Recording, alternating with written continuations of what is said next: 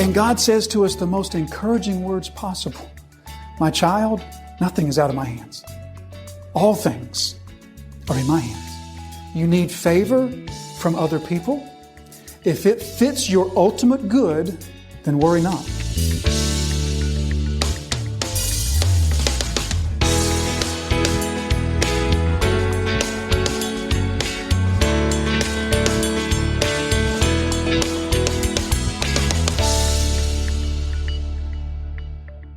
Because of this, the king was angry and very furious and commanded that all the wise men of Babylon be destroyed. So the decree went out, and the wise men came and were about to be killed, and they sought Daniel and his companions to kill them. Then Daniel replied with prudence and discretion to Arioch, the captain of the king's guard. So this word prudence and this word discretion, these words, really they come from the root of to taste. So Daniel literally here is tasting well. And that's a good word picture to sort of put in your mind. Because your sense of taste is something that can be refined and trained. And so Daniel here is the picture of a man who can taste righteousness and taste evil and just sort of discern. That was what the whole first chapter was really showing us, was that Daniel is a man, even at 13 or 14 years old, he's a man that has wisdom and discernment. And we see this consistent picture of Daniel throughout, he is one who displays wisdom and discernment. And so with prudence, he asked the captain of the guard this question. Verse 14, then Daniel replied with prudence and discretion to Arioch, the captain of the king's guard, who had gone out to kill the wise men of Babylon. He declared to Arioch, the king's captain, why is the decree of the king so urgent? What's the big deal? Why is the king's hair on fire? Then Arioch made the matter known to Daniel. So apparently Daniel and his friends didn't even know about this fateful dream and this fateful decree by Nebuchadnezzar. Verse 16, and Daniel went in and requested that the king to appoint him a time that he might show the interpretation to the king. Now, we're going to camp on that verse for a little bit. Because in case you missed it, that verse was the most stunning verse in the book so far. Daniel went before the king. I take it to mean he himself went before the king and requested that the king would grant him a time, which is precisely what he didn't just do to the Chaldeans. Remember? The Chaldeans were wanting time. Give us some time, king. No. You're stalling. Tell me right now, or you'll die today. Daniel goes before, here, 16, maybe 17 years old, goes before the king and asks for the very thing that the Chaldean magicians asked for that the king denied. And Daniel is granted it. Now you're saying, okay, let's think about that. That is absolutely stunning. Nebuchadnezzar desired to give to Daniel the very thing that he denied his own people when they asked him for time. The God of the universe, remember this is the point of the book. God is sovereign over the nations, and his people will suffer a great deal at the hands of the nations, but God will preserve them. And God, the God of the nations, shows his sovereignty over the very heart of Nebuchadnezzar. So this is what we'll look at for just a few minutes, is the sovereignty of God over the hearts of man, while at the same time, God never violates the will of any man. This is an absolutely stunning truth that comes to us from the Scriptures. I would say one of the most stunning truths that the Scriptures have for us. And that is to say to us that in a mysterious way, God is sovereign over the hearts and the wills and the thoughts of people, even people who don't know him or acknowledge him. And he is sovereign over their hearts and wills, and he does it in such a way that he never violates their will. That in his sovereignty, he causes them to act in ways that please him, while at the same time they act fully of their own accord.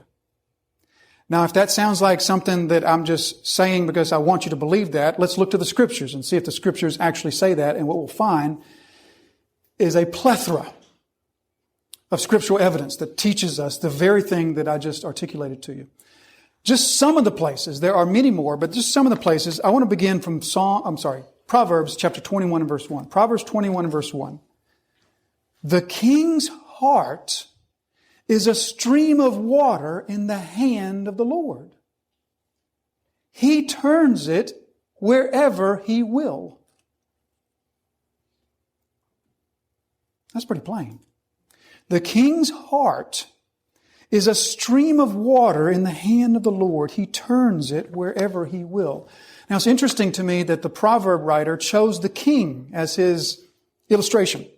He could have said the shepherd's heart is a stream of water in the hands of the Lord. He turns it where He will. Or the carpenter's heart, or the mother's heart, or whatever. But He chose the king. Why would He choose the king? This is a day of authoritarian, what's the word? There you go. Dictators, those people, in which there were no limits to power. And so if there were a man who had no limit to his power, it was the king. What the king said was law. And so the proverb writer says, even the king, the one who speaks and it's done, even his will, even his desires, his thoughts are a stream in the Lord's hand. Now we're familiar with the story of the Hebrew children, their slavery in Egypt. And God calls Moses, and He's going to send Moses to be their rescuer, to be their deliverer. And you remember how He tells Moses that when you leave Egypt, you're not going to leave empty-handed, but you are going to indeed plunder the Egyptians, and they're going to give you all their gold and silver and their jewelry and everything. It's interesting to me how God puts that. Look at Exodus chapter 3. And this is God speaking to Moses here. And I will give this people favor in the sight of the Egyptians. Wait a minute. I will give this people favor in the sight of the Egyptians. God didn't just say, I'll make everything work out well for you. God didn't just say, I'll give you nice weather when you're traveling past the Red Sea. He didn't just say, I'll feed you with manna when you disobey me and have to stay in the wilderness for 40 years. He said, in the hearts of the Egyptians, I will give you favor with them. Can you grasp a little bit of the weight of that? For God to say, no, I'm not just going to make people show you favor against their will. I'm not just going to force people to be nice to you. For I am sovereign over the heart. And I will give you favor in their heart. And when you go, you shall not go empty, but each woman shall ask of his neighbor and any woman who lives in her house for silver and gold jewelry and for clothing. So you shall plunder the Egyptians. Now, usually plunder means that you've won the victory. And against their will, against the will of your enemy, you take their wealth. But that's not what plunder means here. What plunder means here is that they give it willingly. The people of Israel, this is skipping ahead to chapter 12 when all this comes about. The people of Israel had also done as Moses told them, for they had asked the Egyptians for silver and gold, jewelry, and for clothing. And the Lord had given the people favor in the sight of the Egyptians, so that they let them have what they asked. I don't see in any of those passages the Egyptians doing what they didn't want to do. There's nothing about how the Egyptians were tied up while the Israelites took their gold and their jewelry. It doesn't say anything about how God caused the 11th plague to come about and another big realm of darkness fell over and they couldn't see the Egyptians or the Israelites taking their jewelry. It says that they asked them and they gave it to them, meaning that that's what they wanted to do. That God in His sovereignty caused the Egyptians in their heart to willingly want to give the jewelry to the Israelites, which, by the way, the point of all that was so that they would have raw materials for the tabernacle. Let's keep going. Ezra chapter 1 and verse 1. This is fast forwarding about 70 years. Daniel's now dead. The king Cyrus of Persia has declared that all the Israelites may go back home to Jerusalem. But now there's this deal of the temple. The temple was destroyed and they have no means to rebuild the temple. In the first year of Cyrus, king of Persia, the Lord stirred up the spirit of Cyrus, king of Persia, so that he made a proclamation throughout all his kingdom and also put it in writing. And the proclamation is, I will rebuild the house of the Lord, the God of the Israelites. The king of the known world has stirred up within his heart a desire to show favor to God's people. Now, if you flip over onto the next page, Isaiah 45 and verse 4 through 5. Here, this is several hundred years prior. God is speaking about the same King Cyrus through his prophet Isaiah. For the sake of my servant Jacob and Israel, my chosen, I call you by your name. I name you, though you do not know me. I equip you, though you do not know me. Cyrus doesn't know the Lord. Cyrus is not a child of God. Cyrus has not submitted his will to the Lord. Yet the Lord has sovereignty over Cyrus's heart in such a way that he causes Cyrus in his heart to desire to do good for God's people by funding and building the temple for them. Ezra 6 and verse 22, and they kept the feast of unleavened bread 7 days with joy, for the Lord had made them joyful and had turned the heart of the king of Assyria to them, so that he aided them in the work of the house of God, the God of Israel. This is stunning. That God does not just say, I will work all things out for your eternal good, meaning all the happenings and events and circumstances. That would be stunning enough. But God actually says to us in His Word, I will show you favor by causing those who need to show you favor to do so willingly. Not against their will, not under compulsion. God doesn't rob from the rich and give to the poor in that sense. He puts it into the heart of those, even those who don't know Him or acknowledge Him. He puts it into their heart to take compassion upon His people and to do good for His people. In His sovereignty, God sometimes restrains people. Remember the story in Genesis chapter 20? This happens a few times. There's Abraham, there's Sarah, his wife. They go down to Egypt, and Abraham has this good-looking wife, Sarah, and he knows that it's likely they're going to take her for their harem. And if Abraham is her husband, they're going to kill him to do it. And so they come up with this scheme. Abraham says, tell him I'm your brother. Tell him you're my sister, right? So they won't kill me. And that happens, and she's taken into the harem of King Abimelech. But you remember what happens? Abimelech does not violate her. For some reason, it's not in the heart of Abimelech to violate her. Genesis chapter 20 and verse 6, this is a conversation here between Abimelech and God. God said to Abimelech in a dream, yes, I know that you have done this, meaning you've refrained from violating Sarah. You've done this in the integrity of your heart, meaning you didn't keep Sarah pure because you somehow didn't have the opportunity. Or you didn't keep Sarah pure just because you were refrained from doing it or the circumstances didn't allow it. You kept her pure because in the heart of your integrity, that's what you wanted to do. You have done this in the integrity of your heart, and it was I who kept you from sinning against me. It was I who did that, says God.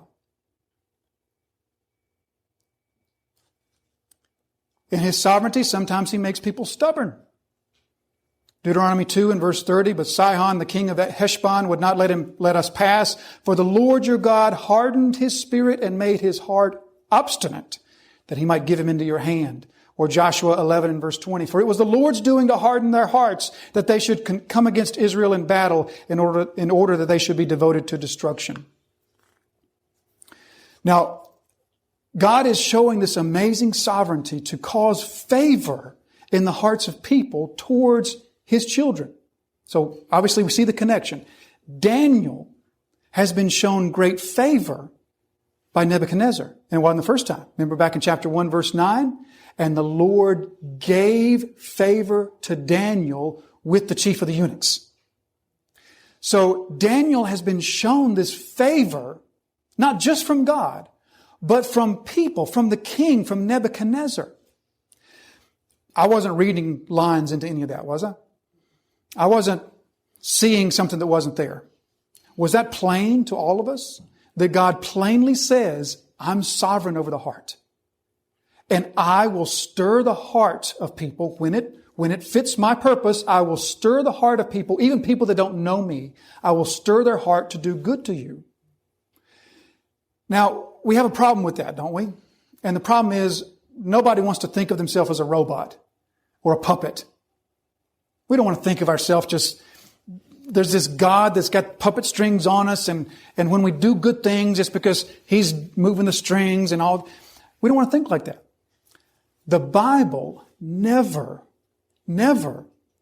gives us opportunity to think that when God stirs the heart to do things such as we just read, that it's against our will, or that we're robots, or this isn't us doing it. In fact, the Bible always affirms for us that it is done of our own desire, of our own accord. Look with me at one particular scripture here. There's others, but we could look at one particular scripture. This is an amazing passage of scripture. It comes from 2 Corinthians chapter 8. Now, I'm going to piece together two verses that are a few sentences apart. Verse 6, and I'm going to put them together with verses 16 and 17. The context of 2 Corinthians 8 is the context of this offering for the Jerusalem church. There's this famine going on, and the Jerusalem church, the people are hungry. And so the Gentile churches are taking up this collection to give to the Jerusalem church to alleviate their famine. And so they're in this big process. It's this long process of going around collecting money from all the different churches and getting it, because they didn't have PayPal. They couldn't just wire the money over. They had to go collect all this money and collect it up and take it to the Jerusalem church. So they're in the process, all the logistics of getting that done. Now, in the context of all that, look at this. This is a stunning verse in which the Bible is going to say to us, something happened and three people were responsible for it. Three people had a hand in it. Paul, Titus, and God. Look at this.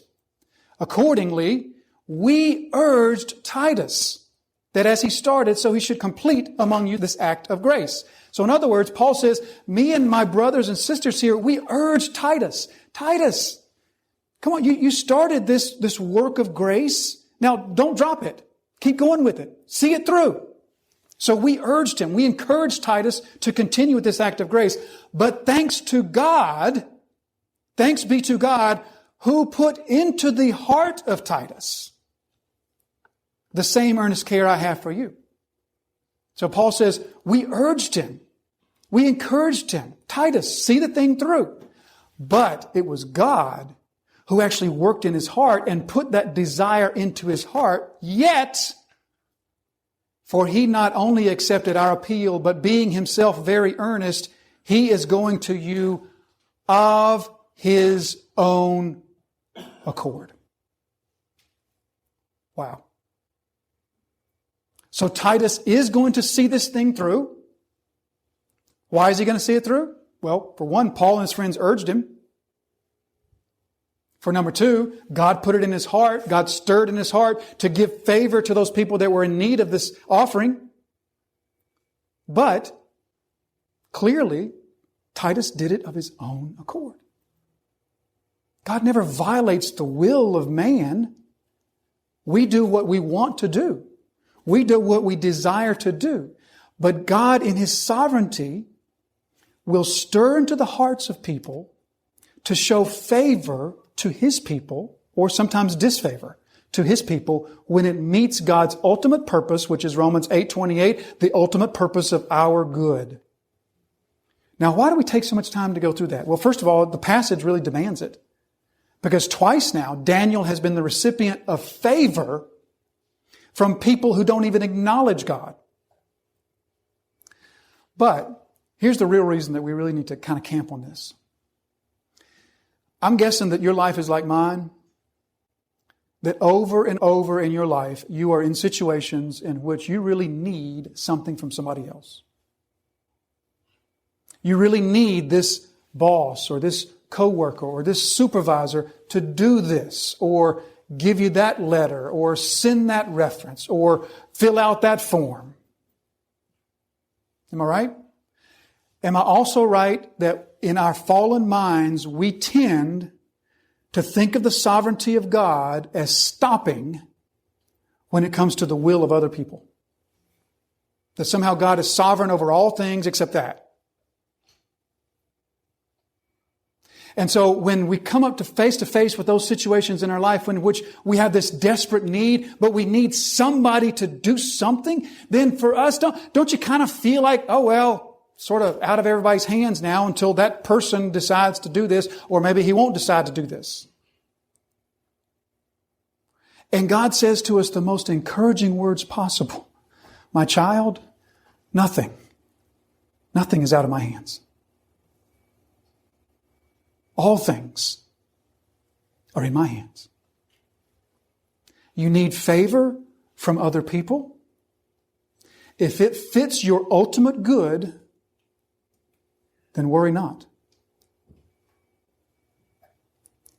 On the other hand, maybe disfavor from other people fits God's ultimate good. That too is in His hands. This is one of the most encouraging truths in Scripture. That God is not a God that just comes and ties up people that He wants to use and sort of ties your hands behind your back and make you do what you don't really want to do. But He's sovereign over the heart. The king's heart is like a stream in the Lord's hands, and He moves it where He will. I will give you favor in their eyes. The Lord gave to Daniel favor with the chief eunuch. The Lord gave to Daniel favor with Nebuchadnezzar. And Daniel asks of Nebuchadnezzar the same thing that just got the others killed. So those situations in your life that you will face every single, you know all those, you face them every single day. Nothing is beyond the sovereignty of God. Nothing is beyond His capability to bring favor upon your life when it suits His purpose, to bring trials upon your life when it suits His purpose, to bring suffering or difficulty upon your life when it suits His purpose. What an awesome God in whose hands are all things.